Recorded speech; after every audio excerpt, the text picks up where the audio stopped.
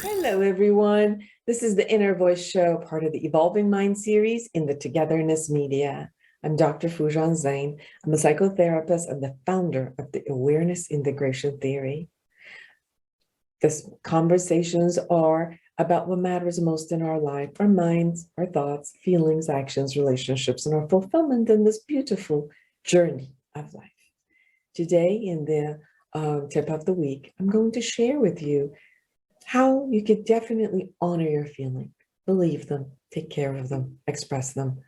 Don't always believe the thought process that is around them and the reality that you make up all on your own. So here it is, tip of the week.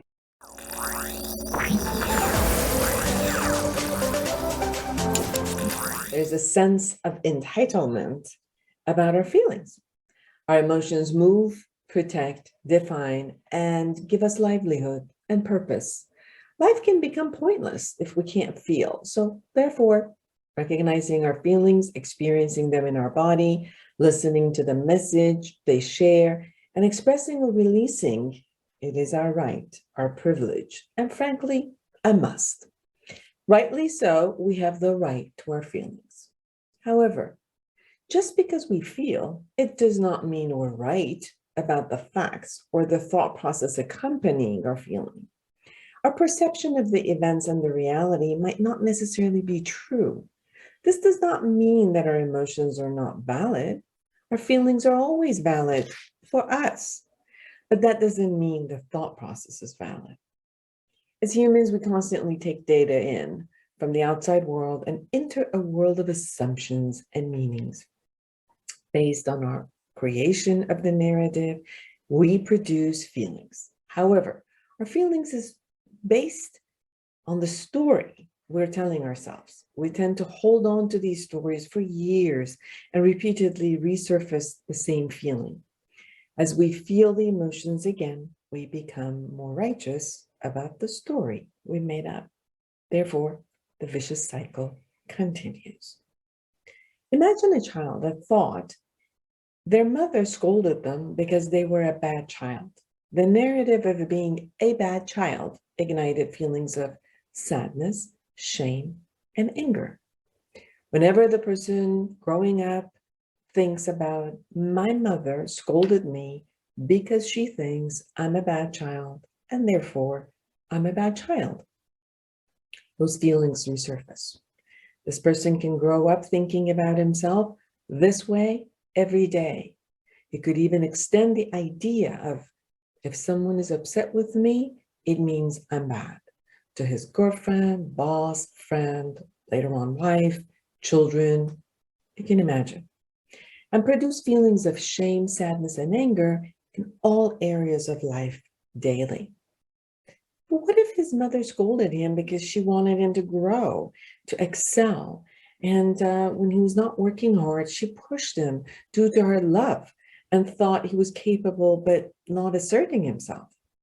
Although he would still not like being pushed and scolded, rightly so, the narrative he would have made about himself would have totally been different and produced a different feeling. So, although he has the right to his perception and the right to his emotions, he might not be right about his mother's intentions and her message. He might not be right about the meaning he created about himself. Knowing that our reality is very subjective is essential. The fact allows us to fact check and help us bring the storyline or the narrative about ourselves as close to other people's reality and save us from many unnecessary hardships. I work with childhood traumas daily. I work with negative narratives people have held on to for a lifetime and torture themselves with it. It haunts them and creates daily misery. They can sometimes check with their parents, siblings, teachers, and friends about their childhood experiences and assumptions. When they check, they find that their experience was only one angle and find that their strength is how they have endured all they have and all that they did take. But also, they mostly found that their narrative was not necessarily true. and only their perception. What a waste of life when we suffer only based on our screenwriting of a horror movie about our life, which we find it wasn't even true. So, should you trust your feelings? Yes, trust your feelings. Hear the message about your needs. Express your needs. Take care of your needs. Protect yourself. But don't always believe the storyline that you created. Check it out. Don't generalize matters about yourself and the world around you. If you don't like someone's actions toward you, it's okay. Handle it. Express and set boundaries. But don't make a general statement about yourself and others. These general self and life statements and beliefs make up your identity, the one you operate from daily. If it's nasty, I suggest reframing and redefining the creative narrative.